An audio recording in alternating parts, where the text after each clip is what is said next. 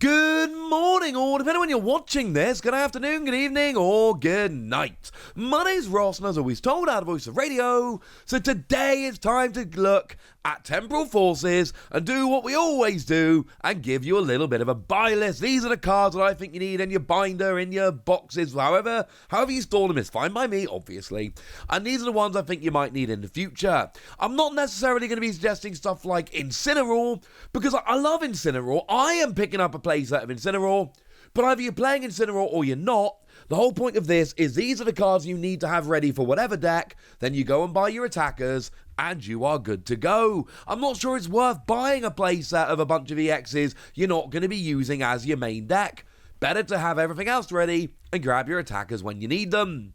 Now, you might need a playset of 4 Turtwig. This is where it's a bit awkward, because it's a great Turtwig, and it takes less damage from attacks and all of that, but you're only ever going to need it for Torterra, but there's going to be more Torterra. I'm going to let you figure that one out. Swordsbuck, I think you need 1 to 2 copies of this. It searches stadiums. Yes, I know we've got other ways to grab stadiums, but the fact of the matter is this is a Pokemon that can grab a stadium every turn, and that could be pretty good. You need 2 to 4 copies of Rabska, because this is the one that is protecting your bench, and we all need a bit of bench protection somehow, some way, sometimes. So you know what? Being able to protect your bench is good. Obviously, when I'm saying about the Pokemon, you will, of course, need the pre-evolutions. Now, Iron Leaves. I don't generally like suggesting going and buying all the EXs because it can get expensive. But the fact of the matter is you need at least 1 copy of Iron Leaves. It is a great tech. In any grass deck or any deck that plays grass energy, being able to bench it, put it active, move all the energy over, and then smash, huge bonus, really good tech in a bunch of grass decks.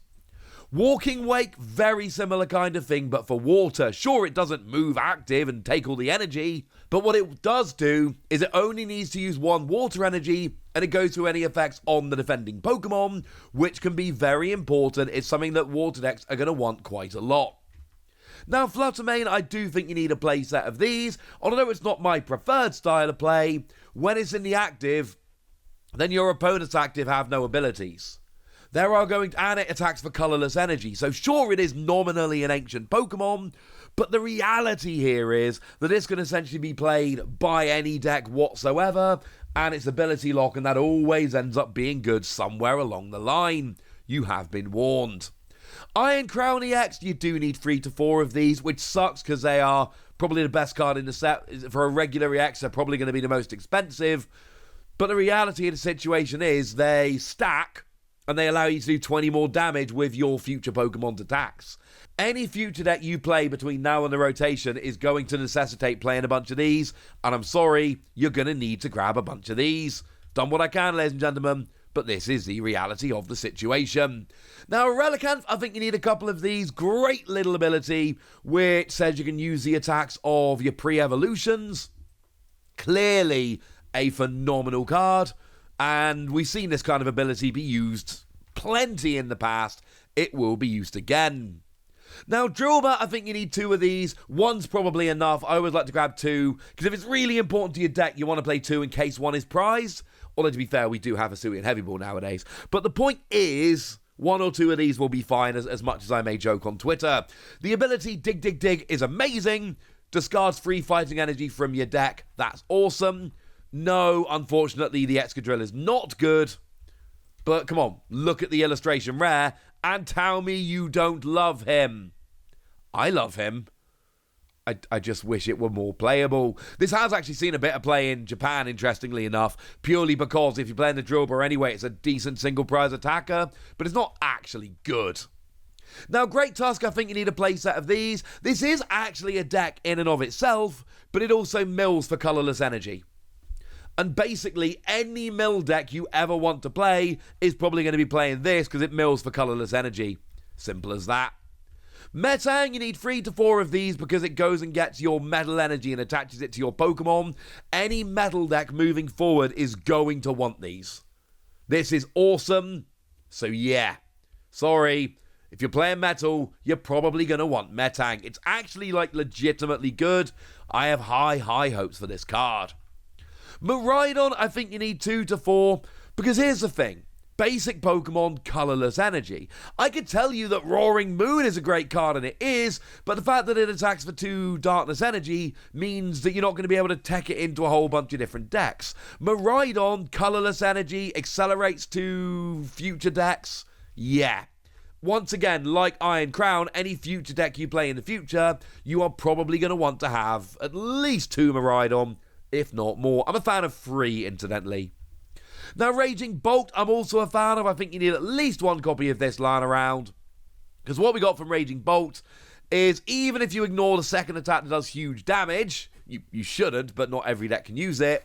First attack, Colorless Energy, discard your hand and draw 6 cards on a Pokemon that's got 240 HP and no weakness, and can use Ancient Booster Energy Capsule to give yourself an extra 60 HP and make yourself immune to special conditions. That is a tanky Pokemon that can help you set up in the early game, so I think you need a few lying around. And the last Pokemon here I'm going to be telling you about is the Dunsparce. You evolve up into the Dunsparce, you get some cards. 3 cards to be precise, and then you shuffle this Pokemon and all cards attached to it in your deck, but then hopefully you keep doing this for the rest of the game. And then jobs are good, and frankly, jobs are good. Now, when it comes to trainer cards, generally I think you need a playset of all of them, because weird things end up getting played as a playset. But first of all, you actually need 1 of every ace spec. They've all seen some play, yes, even Neo Upper Energy, which is clearly the worst of them. It's 2 of any energy on a stage 2. It's fine, but some decks will want to play it. But generally speaking, these are all going to have use in some decks. You need 1 of each. Awakening Drum draws cards for ancient decks. You're going to play it in ancient decks. Reboot Pod attaches energy to future Pokemon. You're going to need it in future decks. Hero's Cape gives you extra HP. Some decks like that. Maximum Belt lets you do extra damage. Some decks like that. Master Ball searches out any Pokemon. Yes, that sees a bunch of play. And then, of course, Prime Catcher is your de facto best. And yes, I know it's one of the most expensive cards in the set. It's over $30 card right now. But you need one because this is going to see play in a bunch of decks, and I'm sorry. Outside of that, you need 2 to 4 copies of Bianca's Devotion. Heal up those Pokemon, you never know which decks are going to need it. 4 copies of Boxed Order, because, well, Boxed Order gets you item cards. And decks like item cards, this will be a bit of an engine for some decks. You need yourself 4 copies of Buddy Buddy Poffins. That gets you basics, it's great. You probably need 4 copies of Cypher Maniac's Code Breaking. Any deck that can reliably draw cards can use this to search out anything. 4 copies of Eri for the Disruption. Not everyone likes it, but it's going to see a bunch of play. Maybe 2 or 3 would do there. Often 4. Explorer's Guidance is an engine some decks are going to play to grab specific cards. It's really good. Full Metal Lab reduces damage done to metal Pokemon. Metal decks are going to love it. Hand Trimmer makes both players discard cards from their hand, but you're prepared for it and your opponent isn't. Heavy Baton moves energy from big Pokemon that's been knocked out to another Pokemon on your bench. Really nice in high retreat decks, is already seeing a bunch of play. Morty's Conviction is a decent new draw card that a bunch of decks are going to want to play. Perilous Jungle adds extra poison and is essential for any poison-related deck you may be wishing to play in the future. Rescue Board is a very nice card that lowers your retreat cost, but also gives you no retreat if you're almost KO'd. A lot of decks like that. Salvatore is very nice for evolving with a supporter card. And then, of course, Mist Energy gets rid of effects of attacks, which is kind of ridiculous. And a lot of decks are absolutely going to want it. So again, most of them you'll play as a 4 of. Here is the list as a whole.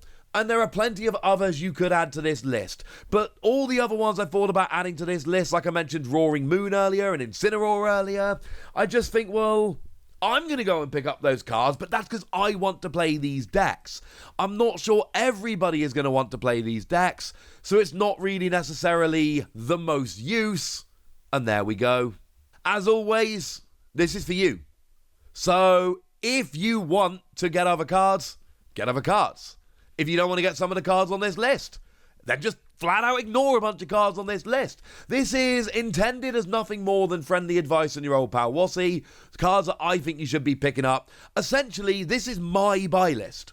Now, there's a bunch of attackers, like I mentioned, that I will add on there for specific decks that I want to test. But this is my buy list, and then I add attackers, and then I'm good to go. Sound like a plan? Excellent. So now I want to hear from you guys. Tell me which cards you would add to this list. Tell me if there's any cards you would take off of this list. Tell me anything you want to tell me in the comment section. Go nuts! Be nice.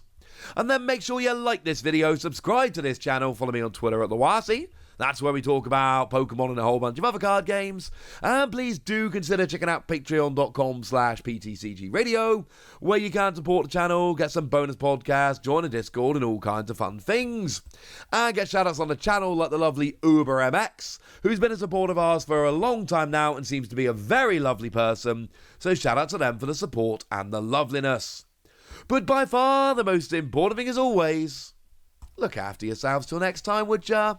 Thank you very much for watching. My name's Ross, and you've been watching PTCG Radio.